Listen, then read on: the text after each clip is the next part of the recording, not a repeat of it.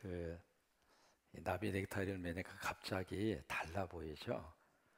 얼굴은 그 얼굴인데 모습이 달라 보여요. 세 가지 홍보 너무 애쓰셨습니다. 박수 한번 해주셔요.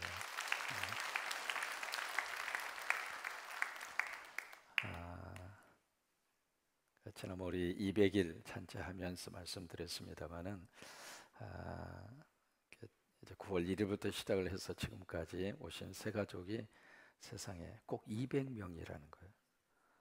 제가 이제 그 통계를 보고요. 첫째는 머리가 쭈뼛었고, 두 번째는 하나님께서 귀한 영혼들을 이곳에 많이 보내주셨구나 생각이 들어서 너무 감사하고, 또 하나는 우리가 전도 특별 운동을 한 것도 아니고, 또 제가 와서 이제 여러분 전도 안 하면 큰일 납니다. 한 사람 전도할 사람 일어나세요. 두 사람 할 사람 일어나세요. 뭐 그렇게 한 적 있어요, 없어요? 그렇지도 않았고, 또 이 시대가 전도하기가 굉장히 어려운 시대입니다. 왜냐하면 지금 우리가 살고 있는 이 시대를 포스트 모더니즘 그렇게 표현을 하는 시대를 살고 있거든요. 이게 모더니즘이라고 하는 게 현대주의인데, 지금은 포스트라고 하는 것은 후기 현대주의, 이제 그 속에서 살고 있습니다. 근데 이 포스트 모더니즘이 가지고 있는 사상적인 특징이 있어요. 그 특징이 바로 뭐냐면 다원주의입니다. 이 다원주의라고 하는 것은 쉽게 설명하면 그렇게 이해를 하시면 돼요. 목적지가 하나가 있으면은 그 목적지를 향하여 갈 수 있는 여러 가지 많은 그 방법과 수단과 길들이 있다. 이제 그게 이제 다원주의가 가지고 있는 중요한 특징 가운데 하나입니다. 그러다 보니까 이 사람도 갈 수 있고 저 사람도 갈 수 있고, 예를 들면 이렇게 표현할 수 있어요.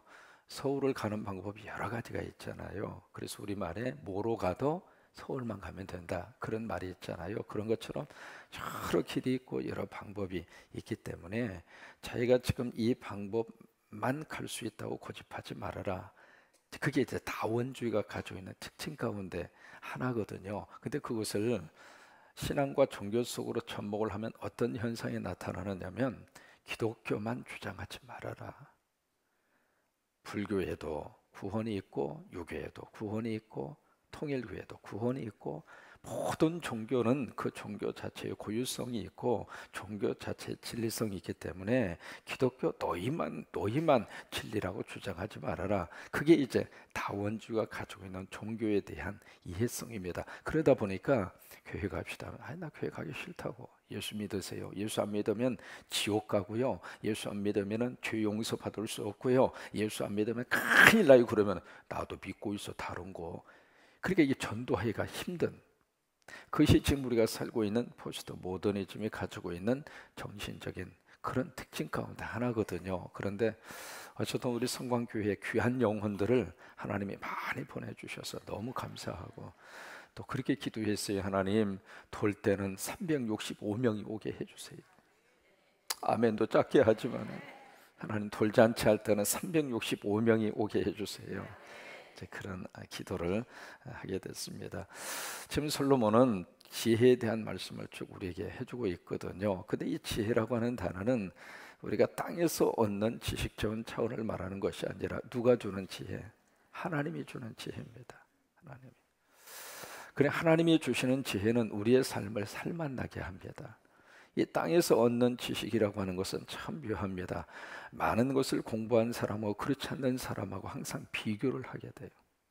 그래서 많이 배운 사람 앞에 서면 왠지 모르게 내가 주눅이 드는 경우들이 많고, 그러나 하나님이 주시는 지혜는 참 묘해요. 그 지혜는 우리 가정을 풍성하게 만들고, 그리고 우리 삶을 너무 의미 있게 만들고, 그래서 하나님이 주는 지혜가 우리 속에 충만할 수 있게 되기를 바랍니다. 그래서 오늘 본문으로 가서 보실까요?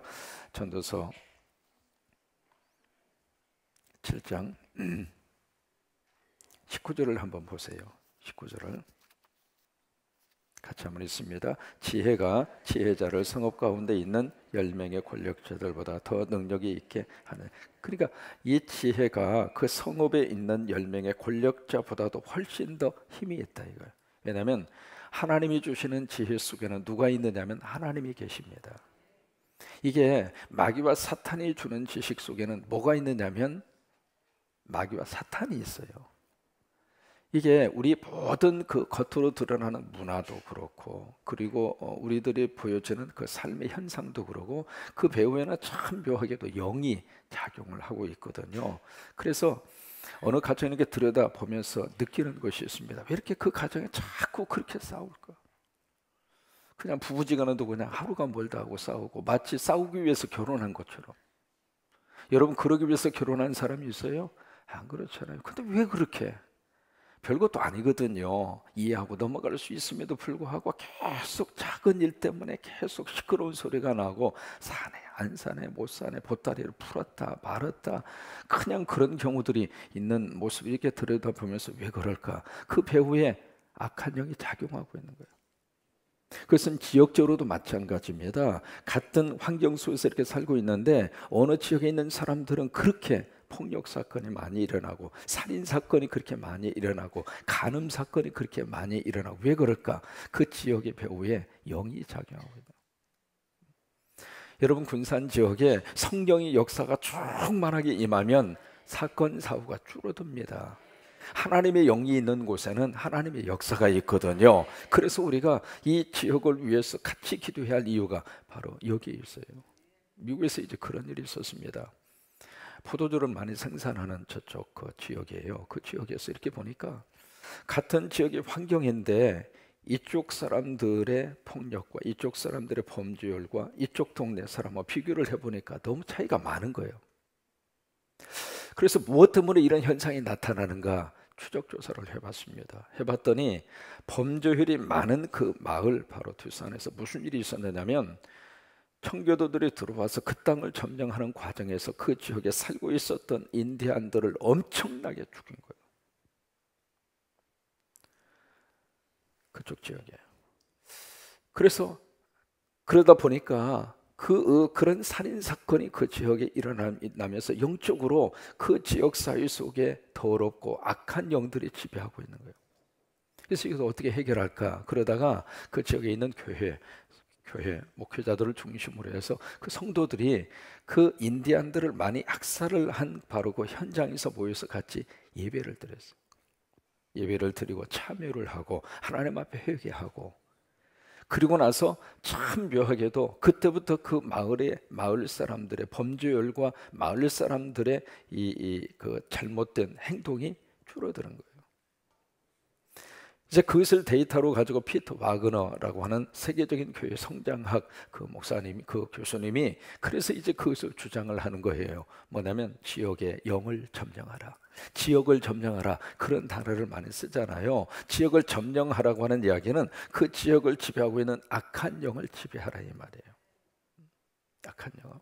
그래서 여기 19절의 말씀도 마찬가지거든요. 지혜가 지혜자를 성읍 가운데 있는 10명의 권력자들보다 더 능력이 있게 하느니라. 왜? 그 지혜 속에는 하나님이 계시니까. 우리가 성령을 받으면 성령 속에 누가 계시느냐면 하나님이 계세요. 그러니까 성령의 충만한 은혜를 받으라는 이야기는 내 안에 하나님으로 채워라, 그 얘기예요. 20절, 선을 행하고 전혀 죄를 범하지 아니하는 의인은 세상에 있어요 없어요? 이게 로마서 3장 23절입니다. 의인은 없나니 한 사람도 없어요. 모든 사람이 다 죄인이에요.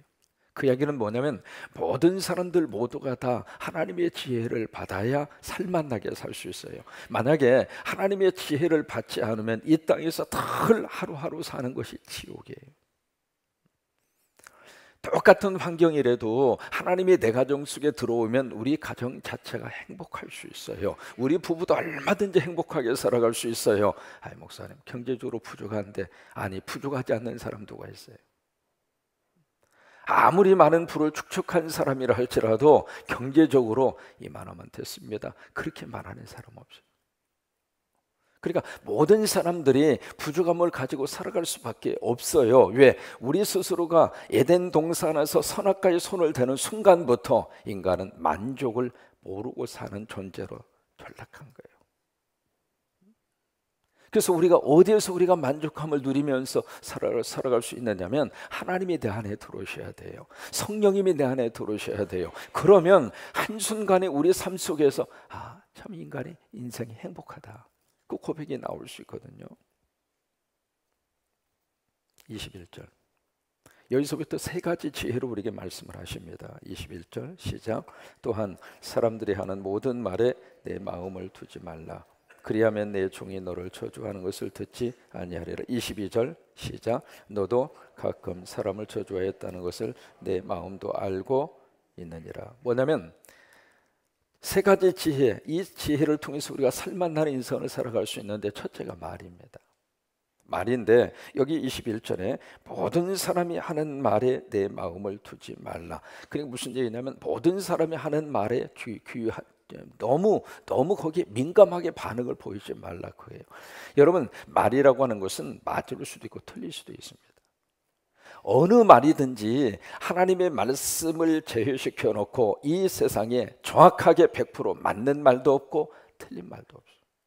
다 자기 중심으로 생각하고 자기 중심으로 말하게 돼 있어요. 그 사람들의 말을 우리가 참조는 할지언정 그 말에 의해서 내가 춤을 추기 시작하면 우리 인생 자체가 힘들어요. 여러분 아시는 우화가 있잖아요. 아버지와 아들이 당나귀를 시장으로 팔러 가요. 팔러 가는데 당나귀를 앞에 딱 이렇게 해서 이제 아버지고 아들하고 같이 이렇게 당나귀를 끌고 이렇게 가는데 어느 한 마을을 지나가는데 어떤 사람이 저 사람 참 이렇게 당나귀를 그렇게 모시고 그렇게 가느냐고. 원래 당나귀는 짐을 싣고 다니는 건데 어떻게 저 사람이 그냥 터벅터벅 걸어가면서 당나귀를 저렇게 데리고 가느냐고. 가만히 들어보니까 그 말이 맞잖아요. 그래서 당나귀 위에다가 아들을 태웠어요. 그래서 이제 아버지가 다 이렇게 거꾸로 이야기했네. 뭐 이러나 저러나 마찬가지예요. 그래서 이제 아들을 태워가지고 이렇게 쭉 이렇게 가는데 노인정을 지나가게 됐어요. 그러니까 노인 장반들이 저 싸가지 없는 녀석 말이야. 지 애비가 타야지. 어떻게 젊은 것이 당나귀 타고 지 애비는 걸어가게 만들어내. 가만히 들어보니까 맞아요, 틀려요. 맞죠? 야 이놈아 너 내려와. 그래가지고 아버지가 탔어요. 아버지 이렇게 타고 이렇게 가는데 맞나 틀리나 좀 헷갈리긴 하네. 그래서 이제 어느 한 마을을 가는데 또 이렇게 보니까 여인들이 한마디씩 하는 거예요. 어떻게 애비가 돼가지고 자식놈을 저렇게 걸어가게 하고 애비만 타고 가느냐. 들어보니까 맞아요, 틀려요. 맞잖아요. 그래서 야 너도 타고 나도 타자. 그래서 이제 같이 이제 당나귀를 탔어요. 타가지고 이렇게 가는데 또 어느 한 마을을 지나가면서 이렇게 사람들이 수군대는 거예요. 도대체 어떻게 저 인간은 저렇게 당나귀를 죽이려고 저렇게 작정을 했느냐. 어떻게 사람 둘이 타고 가면 당나귀가 어떻게 견디느냐고. 맞아요, 틀려요. 맞잖아요. 그래가지고 야 너 다 때려. 어떻게 하라는 거예요? 응? 어떻게 해야 맞아요? 그래서 고민하고 있으니까 지나가는 사람이 그러지 말고 당나귀 떼매고 둘이 묶어가지고 당나귀를 그냥 떼매고 가라고. 그래가지고 떼매고 이렇게 아버지하고 아들하고 당나귀를 묶어서 이렇게 짊어지고 이렇게 가다가 외나무 다리를 지나가는데 당나귀가 팍 흔들리는 바람에 당나귀하고 아버지하고 아들하고 물속에 빠져고 지금도 떠내려가고 있대야. 이게 누구 말이 맞느냐고요. 누구 말이 맞아요. 그러니까 이게 사람이 이 사람 말 저 사람 말 듣기 시작하면 참 어느 장단에다 춤을 추고 있어요. 참 제가 목회하면서 깨달은 게 있어요. 10인 10세기예요. 이 사람은 이렇게 해달라고 그래, 저 사람은 저렇게 해달라고. 그 처음에는 목회 시작하면서 참 힘들더라고요. 이 사람 말 들으면 저 사람이 삐칠 것 같고 저 사람 말 들으면 이 사람이 교회에 뛰쳐나갈 것 같고. 그래서 그때부터 마음속에 그렇게 생각했어요. 하나님, 누구 말 듣는 것보다도 하나님 눈치를 보게 하여 주옵소서. 여러분도 그렇게 좀 차목사의 목회를 도와주셨으면 좋겠어요. 여러분 나름대로 생각이 있고 여러분 나름대로의 뭔가 이렇게 교회를 바라보고 교회가 그 방향으로 갔으면 좋겠다. 오케이, 생각을 갖는 것은 당연해요. 그러나 그것을 너무 막 요구하기 시작하면은 누구 장단에 춤을 춰야 돼요. 그래서 이제 마음속에 내가 하나님의 말씀에 기준을 두고 사는 이것이 가장 중요하겠구나, 그 생각을 하게 됐어요. 오늘 말씀도 마찬가지입니다. 여러분이 지혜롭게 산다고 하는 것은 다른 사람들의 말에 너무 귀를 기울이기 시작하면 이럴 수도 없고 저럴 수도 없고. 다만 참조만 하세요.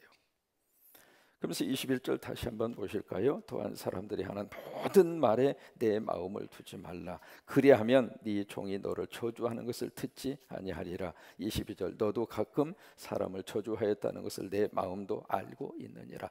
나도 다른 사람을 자꾸 안 좋게 이야기하잖아요. 그러면 다른 사람이 나에 대해서 안 좋게 이야기하는 것도 듣게 들을 수밖에 없어요. 모든 말을 다 들으려고 그러면.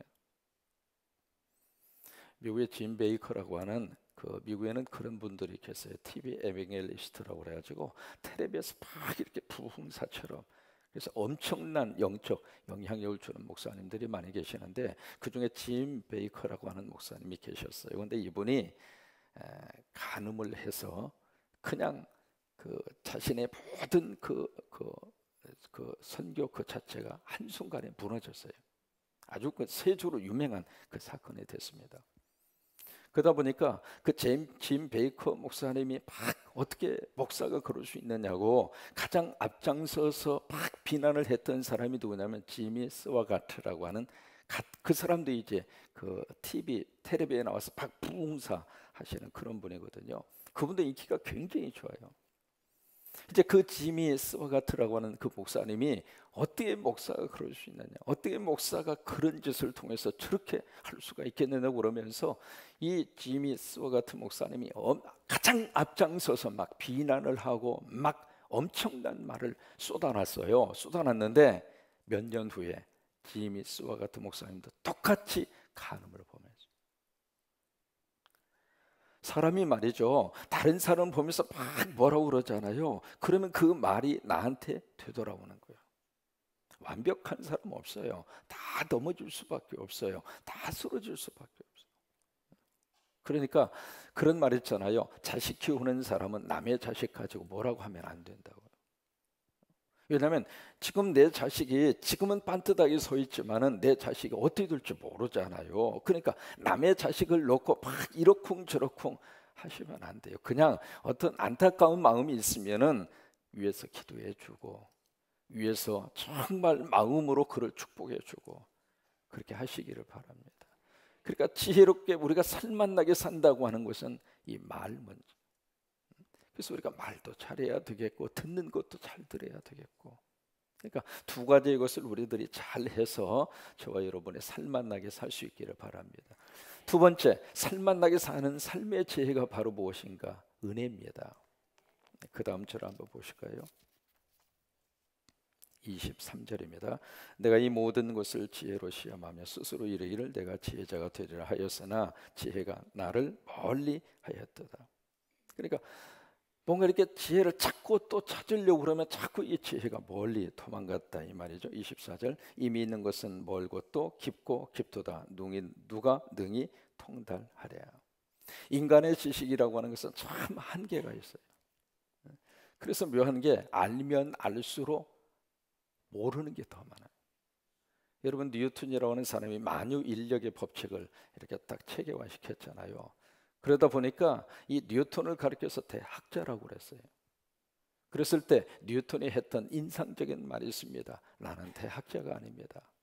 이 진리라고 하는 엄청난 이 대해, 바다죠. 이 대해, 그 바닷가에 거기에 모래에 거기 앉아서 작은 조개 껍질 하나를 내가 발견한 것뿐입니다. 사람이 알면 알수록 겸손해질 수밖에 없어요. 왜? 알면 알수록 모르는 게 더 많은 거예요. 제가 76년도부터 신학을 했잖아요. 나름대로 신학을 많은 과정을 했잖아요. 하면서 느끼는 것이 하나님의 말씀 속에 들어가면 들어갈수록 모르는 게 더 많아요. 그렇잖아요. 제가 공부를 했던 언어만 하더라도 영어는 기본이고요. 독일어도 해야 했고, 그 다음에 라틴어, 그 다음에 히브리어, 헬라어, 그 다음에 한국말도 하잖아요. 기본적인 언어만 하더라도 5, 6가지를 해야 신학을 하고 그리고 말씀 속에 들어갈 수가 있는데, 그렇게 한다 하더라도, 그리고 제가 이 성경을 참 오래전입니다. 한 10년 전쯤 됐을 것 같아요. 그때는 내가 영적인 안식년이다 그렇게 선포를 하고 1년 동안 성경만 계속 읽었어요. 그러다 보니까 한 달에 2번씩 읽더라고요. 그래서 1년 동안 제가 24번을 읽었어요. 그렇게 성경을 읽으면서 그동안에 제가 말씀 선포를 하고 설교를 얼마나 많이 했겠어요. 그런데 그러면서 느끼는 것이 들어가면 들어갈수록 모르는. 그러니까 여기 있는 그 고백처럼 우리가 진리를 향하여 다가서면 다가설수록 진리가 멀리 가 있더라 이 말이에요. 그러면 우리에게 살맛 나게 하는 삶의 지혜는 무엇인가? 하나님의 은혜라는 거예요.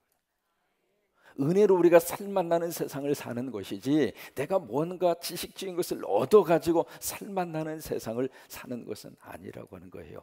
여러분, 미국에 나사라고 하는 본부가 있잖아요. 우주본부 나사. 그 나사의 직원들의 99%가 크리스찬입니다. 왜냐하면 그 나사 직원들은 세계적으로 뛰어난 명석한 두뇌를 가진 사람이 들어가는 곳이 나사예요. 그때 그 직원들의 99%가 예수 믿는 사람들이. 왜 그럴까? 공부하면 공부할수록 하나님 앞에서 고개를 숙일 수밖에 없는 거예요. 그래서 우리가 은혜를 생각하고 은혜를 마음속에 간절히 사모하는 사람이 살맛나게 살아요. 세 번째, 우리를 살맛나게 하는 삶의 지혜가 바로 무엇일까? 25절입니다. 내가 돌게 전심으로 지어 명철을 살피고 연구하여 악한 것이 얼마나 어리석은 것이요 어리석은 것이 얼마나 미친 것인 줄을 알고자 하였더니.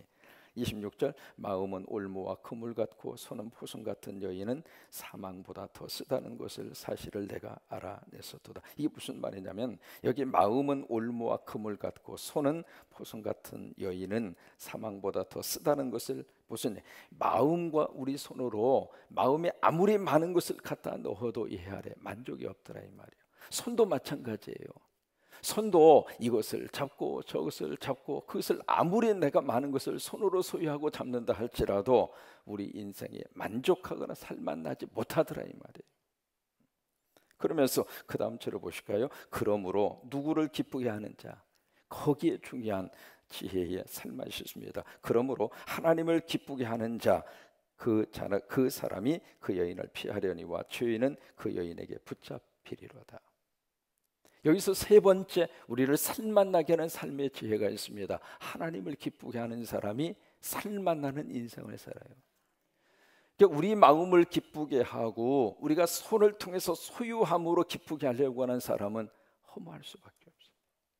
그러나 하나님을 기쁘게 하는 사람, 그러면 하나님을 기쁘게 한다는 그 구체적인 뜻이 바로 무엇일까? 요한 1서 4장으로 한번 가보실까요? 요한일서 4장 7절에서 12절입니다.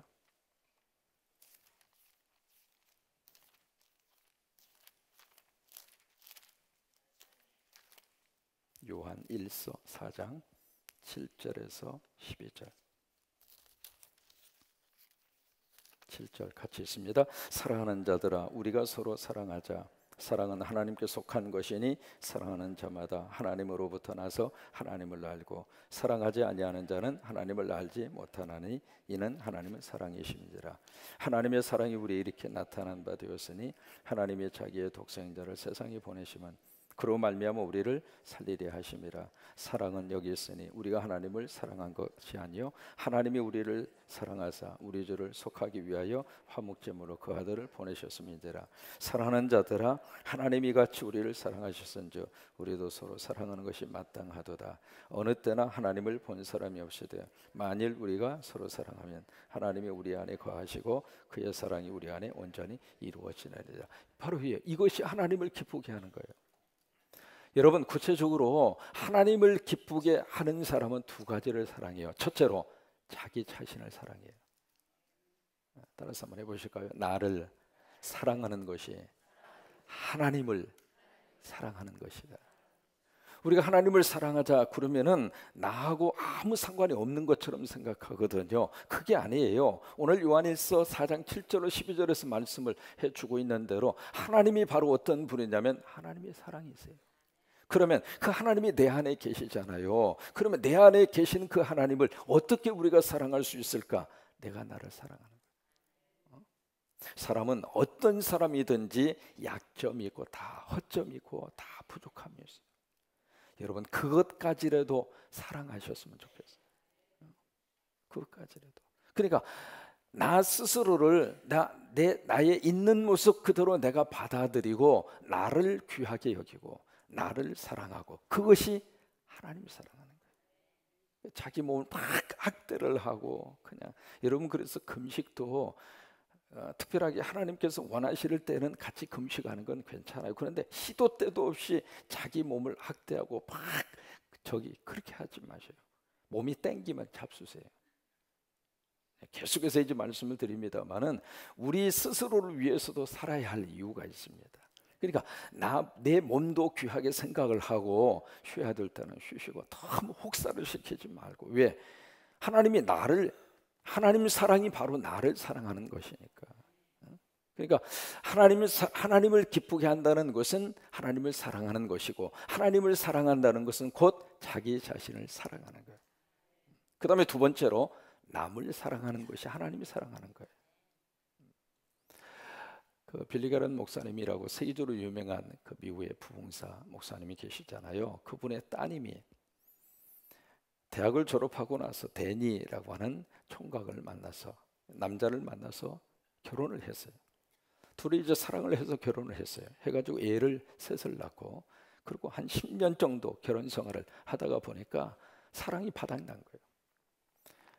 그래서 사랑이 바닥나서 이제는 서로 같이 이렇게 사는 것 자체가 이제는 싫을 정도로, 뭐 부부지간에 살다 보면 그럴 때가 있잖아요. 그래서 이제 서로 마음속에 갈등을 가지고 만날 때마다 으르렁대고, 그래서 막 고민 가운데 있는데 기도하는 가운데 어느 날 하나님이 말씀을 주셨는데, 그 말씀이 요한일서 4장 7절로 12절이에요.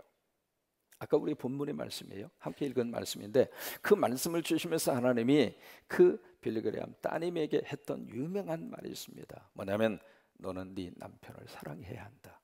왜냐하면 내가 그를 사랑하기 때문이다. 만약에 네가 네 남편을 사랑하지 않는다면 너는 나를 사랑한다고 하는 그 말이 거짓말이에요. 그 말에 빌리 그레엄 목사님 따님이 충격을 먹었어요. 내가 내 남편을 사랑하지 않으면서 내가 하나님을 사랑하고 있다고 하는 그 말이 하나님께는 거짓말이라고 하는 거예요. 그러면서 하시는 말씀이, 너는 어떤 일이 있어도 네 남편을 사랑해.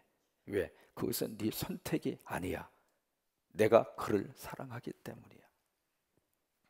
여러분, 우리가 다시 한번 깊이 생각해야 할 그 말씀이거든요. 내가 하나님을 사랑한다고 하는 것은 추상적인 게 아니에요.